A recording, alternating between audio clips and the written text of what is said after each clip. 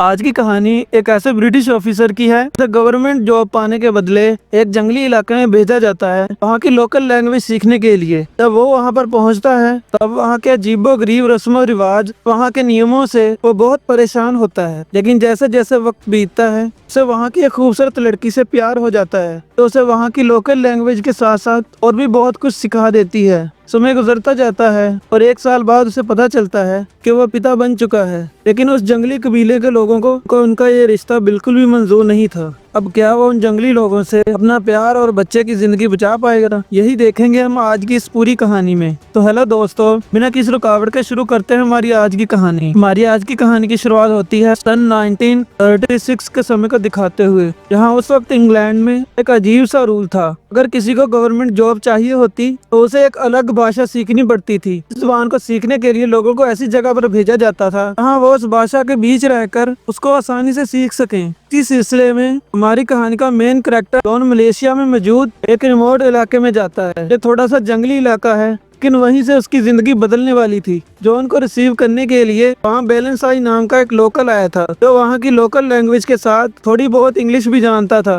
और जॉन को लेकर यहाँ के डिस्ट्रिक्ट ऑफिसर हेनरी के पास जाता है तो ब्रिटिश सरकार की तरफ से यहाँ का सब कुछ संभालता है। हेनरी जॉन से पूछता है कि तुम्हारे पास तो बहुत सारे ऑप्शंस थे तो फिर तुमने यही जगह क्यों चुनी। जॉन जवाब देता है क्योंकि मेरे पापा भी पहले यहाँ काम कर चुके हैं और मैं उन्हीं की तरह बनना चाहता हूँ, पर अब वो इस दुनिया में नहीं रहे और मेरी मॉम की भी 2 साल पहले डेथ हो चुकी है। फिर हेनरी जॉन को अपने घर लेकर जाता है और कहता है कि कल तुम गांव वालों के बीच जाओगे क्योंकि यहाँ के लोगों से तुम्हें उनकी जुबान सीखनी है और उनके कुछ जाती रस्मो रिवाज हैं उन्हें तुम्हें मानना होगा। उसके बाद अगले दिन बैलेंसाई उसे नाव के जरिए गांव वालों के बीच में लेकर जाता है। वहाँ पर इसका वेलकम करने के लिए छोटा सा फंक्शन रखा जाता है। वहाँ जॉन उनके सरदार से मिलता है जो बैलेंसाई के पिता हैं। फिर मेहमान नवाजी के तौर पर उसे लोकल ड्रिंक ऑफर किया जाता है। पहले तो वो मना करता है लेकिन फिर बैलेंसाई समझाता है कि ये ड्रिंक मना करना अपमान समझा जाता है। फिर जॉन वो मजबूरी में पी लेता है। इसके बाद उनका कल्चरल प्रोग्राम शुरू होता है। इसमें सेलिमा नाम की एक लड़की इसके सामने आकर डांस करती है। वो बहुत ज्यादा खूबसूरत होती है और जॉन बस उसे देखता ही रह जाता है। फिर जॉन से कहा जाता है तो वो भी कुछ करे। अब उनके कहने पर जॉन एक इंग्लिश पोएम सुनाता है लेकिन किसी को भी समझ नहीं आती, इससे सब बोर हो जाते हैं। ये देखकर जॉन बैलेंसाई के साथ इंग्लिश स्टाइल में डांस करना शुरू कर देता है। तब सभी उनका डांस देखकर जोर जोर से हंसने लगते हैं। ये सब खत्म होने के बाद सेलिमा सब के सामने प्यार से जॉन को एक माला पहना देती है। जॉन को ये थोड़ा अजीब लगता है और वो कुछ भी नहीं कहता। इसके बाद उनके सोने का समय हो जाता है तो सब जाने लगते हैं। लेकिन तभी ड्रिंक की वजह से जॉन को उल्टी आ जाती है तो उसे नशा चढ़ने लगता है। तभी वो देखता है कुछ लोग किसी का कटा हुआ सिर हाथों में लेकर वहाँ से जा रहे हैं। ये चीज उसे बहुत ही अजीब लगती है। फिर अगली सुबह वो हेनरी को बताता है कि मैं यहाँ क्या करने आया हूँ, मुझे कुछ भी समझ नहीं आ रहा। हेनरी उसे बताता है कि इन्हें परमिशन है कि वो चाइनीज घुसपैठियों को मार सकते हैं और इनकी ज्यादातर चीजें तुम्हारी समझ में नहीं आएंगी, इसीलिए बस तुम जिस काम के लिए यहाँ आए हो उस पर ध्यान दो। अभी वहाँ पर सेलिमा उनसे आकर मिलती है। हेनरी जॉन से कहता है कि अब से ये लड़की तुम्हारे साथ रहकर इस जगह की लैंग्वेज सीखने में तुम्हारी मदद करेगी। ये तुम्हारे साथ एक वाइफ की तरह रहेगी जिसके साथ तुम इंटीमेट भी हो सकते हो। जॉन एकदम चौंक जाता है कि ये आखिर कैसी बात है। तब हेनरी कहता है कि यहाँ का एक कल्चर है जिसे स्लीपिंग डिक्शनरी कहा जाता है। सेलिमा भी इंग्लिश बोल सकती है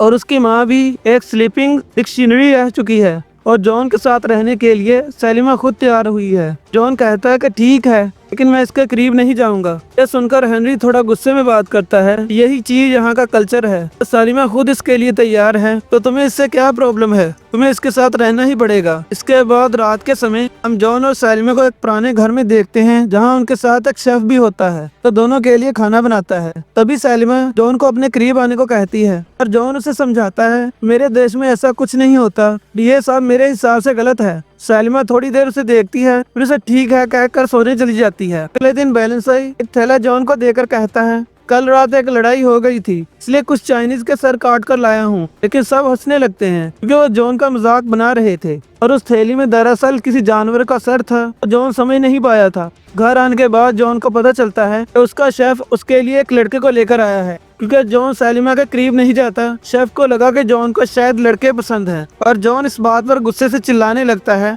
तुम सब के सब पागल हो। सैलिमा पर भी भड़क जाता है तो मुझे यहाँ कोई नहीं चाहिए। ये सुनकर सैलिमा को भी गुस्सा आ जाता है। फिर अगले दिन वो वापस चले जाने वाली होती है, लेकिन शेफ उसे रोकने के लिए जॉन को समझाता है कि अगर वो ऐसे गई तो सब उसका मजाक उड़ाएंगे। जॉन सैलिमा को रोककर कहता है, तुम बहुत ही खूबसूरत हो, पर मेरा बिलीव इस चीज को पाप मानता है। हम इस सब के बिना एक दोस्त की तरह भी तो रह सकते हैं। और सैलिमा तो जॉन को मन ही मन में पसंद करने लगी थी और वो इस बात का कोई भी जवाब ना देकर अंदर चली जाती है। इसके बाद हम रात का सीन देखते हैं। यहाँ सैलिमा एक बार फिर से जॉन के करीब होने की कोशिश करती है। बात करते करते दोनों एक दूसरे के बहुत करीब आ जाते हैं, लेकिन जॉन गुड नाइट कहकर सोने चला जाता है। दोनों एक ही घर में अलग अलग बेड पर सोते हैं। तभी सैलिमा उससे कहती है कि मैं इस चीज के लिए राजी हूँ, फिर भी तुम क्यों मेरे पास नहीं आते? अगर तुम्हारी शादी हो गई तो तुम्हें इस बारे में कुछ भी पता नहीं होगा। इस पर जॉन हंसते हुए कहता है कि कोई बात नहीं, मैं इसके लिए क्लासेस ले लूंगा। फिर वो पूछता है कि तुमने मुझे ही क्यों चुना?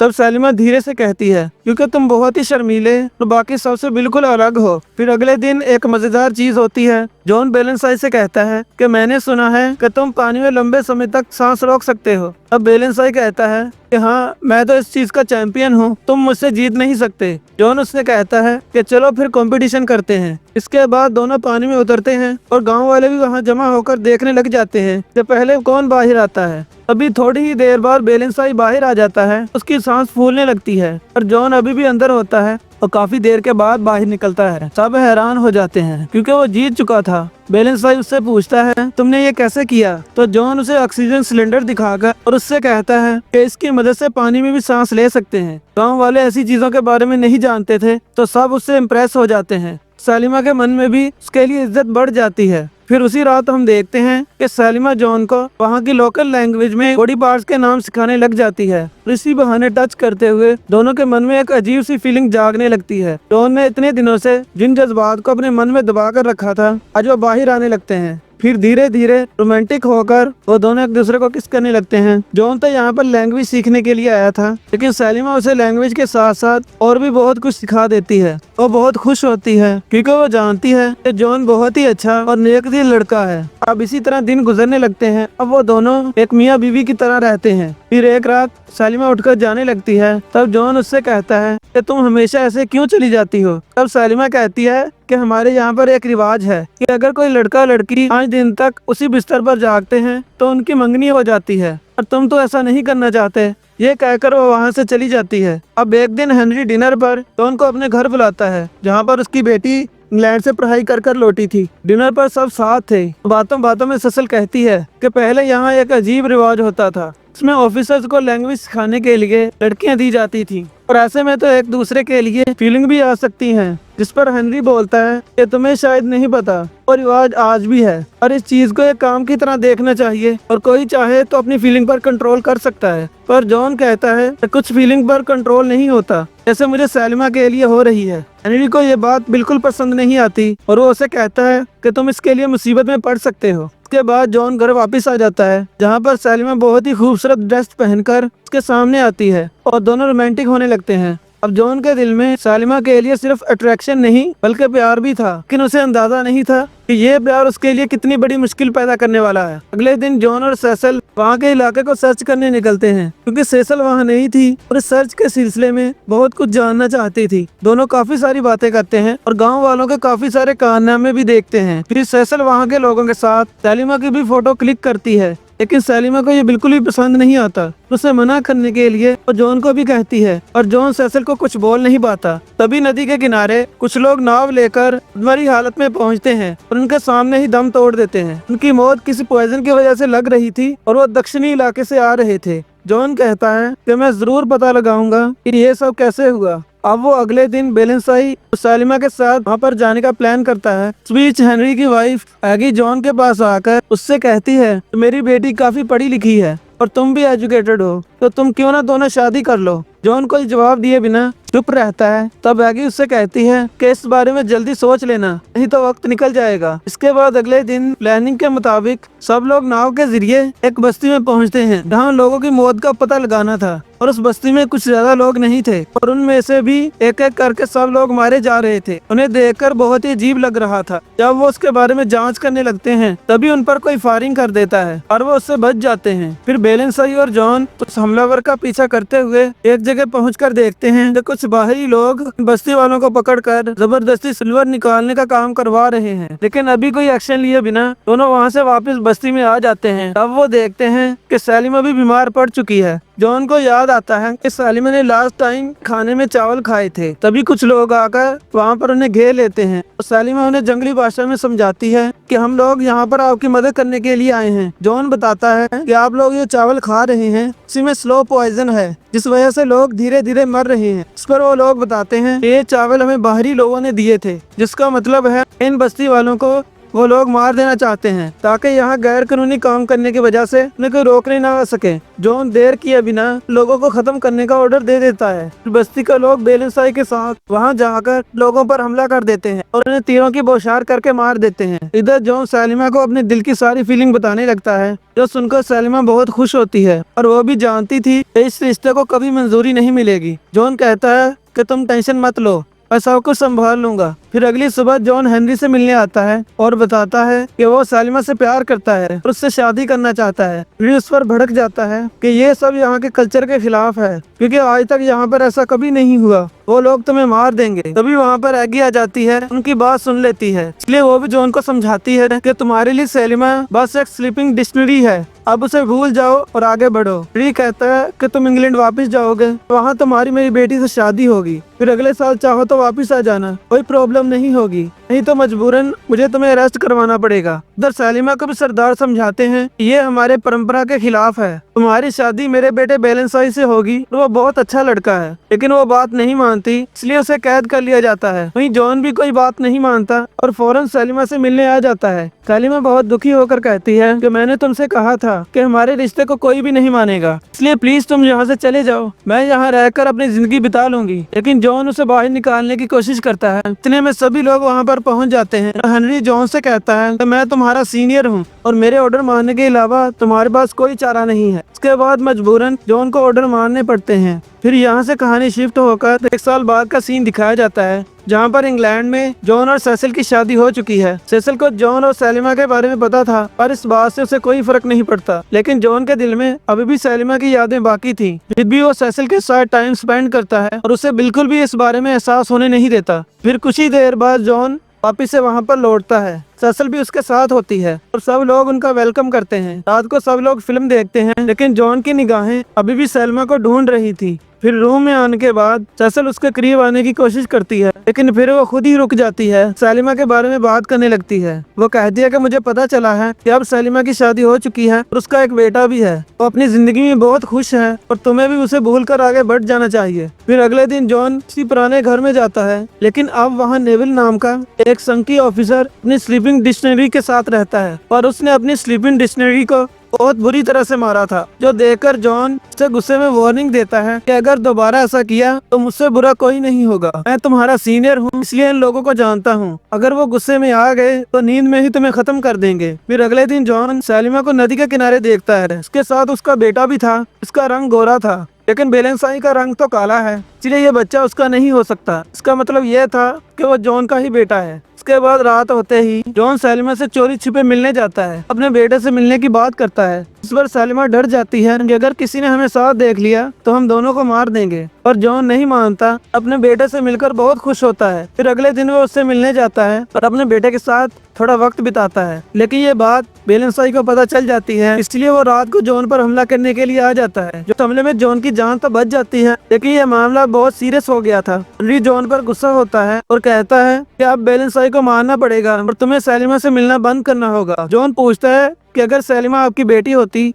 तो भी क्या आप ऐसा ही करते? सुनकर हेनरी इमोशनल हो जाता है और जॉन को अपना सबसे बड़ा राज बताता है कि सलीमा असल में उसकी ही बेटी है, की भी एक स्लीपिंग डिक्शनरी थी जिससे सलीमा ने जन्म लिया था, लेकिन अपनी वाइफ की वजह से उसे कभी नहीं अपना सका और अतीत को भुलाकर पूरी जिंदगी अपनी ड्यूटी निभाता रहा। अब अगले दिन बेलेंसाई को पकड़कर रब के सामने पेश किया जाता है। बेलेंसाई भी मान लेता है वो जॉन को जान से मारने के लिए गया था। फिर यह डिसीजन लिया जाता है बेलेंसाई को फांसी दी जाएगी, लेकिन जॉन ऐसा नहीं चाहता था और बेलेंसाई ने अपना जुर्म खुद कबूल कर लिया है। इसलिए मजबूरन वो अनाउंस कर देता है कि कल सुबह बेलेंसाई को फांसी दी जाएगी। अब सुबह होने तक बेलेंसाई को कैद में रखा जाता है और फांसी की जगह तैयार की जाती है, लेकिन जॉन रात में चुपके से जाकर बेलेंसाई को आजाद कर देता है, उसे वहाँ से भगा देता है। इतने में सैलिमा भी वहाँ पर पहुँच जाती है और बेलेंसाई के जाने के बाद जॉन उससे कहता है कि मैं आज भी तुमसे उतना ही प्यार करता हूँ, मैं हमेशा तुम्हारे और अपने बेटे के साथ रहना चाहता हूँ, इसीलिए कल हम दोनों यहाँ से भाग जाएंगे। इस पर सैलिमा भी मान जाती है, उससे कहती है कि मैं तुम्हारा इंतजार करूंगी। लेकिन अगले दिन सेसल बताती है कि वो प्रेग्नेंट है। तो सुनकर जॉन कंफ्यूज हो जाता है तो उसे अब क्या करना चाहिए। इधर रैगी नेवल के साथ मिलकर सैलिमा से बात करती है कि तुम्हें अब नेवल की स्लीपिंग डिक्शनरी बनना होगा,